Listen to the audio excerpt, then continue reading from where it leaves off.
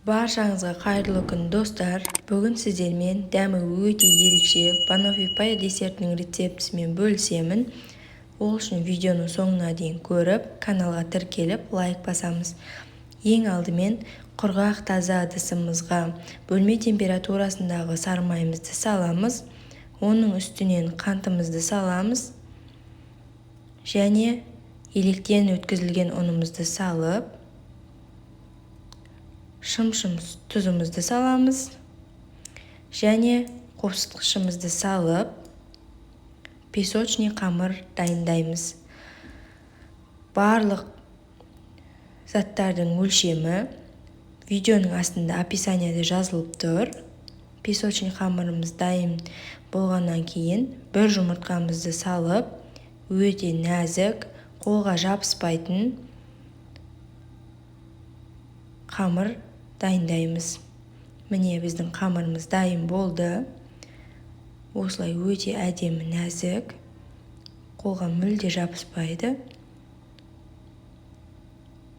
Осы дайын болған қамырымызды табамызға салып, осылай қолымыздың көмегімен шайып шығамыз. Біркелкі осындай формаға келтіреміз. Және осы қамырымызды тоңазытқышқа 30 минутқа салып қоямыз. Тоңазытқышқа салып болғаннан кейін осылай вилканың көмегімен тесіп, 170 градуста 35-40 минутқа пісіріп шығамыз. Қамырымыз пісіп шыққанша кремімізді дайындаймыз. Ол үшін 33-35% кілегейімізді құрғақ таза ыдысымызға құямыз және миксердің көмегімен жақсылап араластырамыз. Оның үстінен қантымызды саламыз.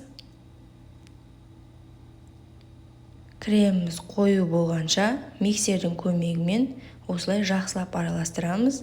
Міне біздің креміміз дайын болды. Қамырымыз пісіп шықты. Оның үстінен вареный сгущенкамызды құйып шығамыз. Жасап көріңіздер, өте оңай.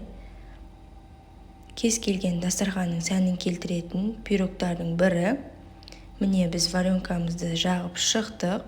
Оның үстінен осылай бананымызды кесіп, осылай біркелкі етіп, десертіміздің үстінен қойып шығамыз. Келесі кезекте жаңағы дайын болған кремімізді осылай әсемдеп құйып шығамыз. Оформление жасау әркімнің өз еркінде. Міне біз кремімізді құйып шықтық. Үстінен осылай шоколад құйып шықтым. Какао қоссаңыздар да болады, клубникамен әрлесеңіздер болады. Ол өздеріңіздің идеяларыңызға байланысты. Міне біздің банофи пай десертіміз дайын болды. Өте ерекше, өте нәзік пирогтардың бірі. Жасап көріңіздер. Видеоны соңына дейін тамашалағандарыңызға рахмет. Ас болсын, сау болыңыздар.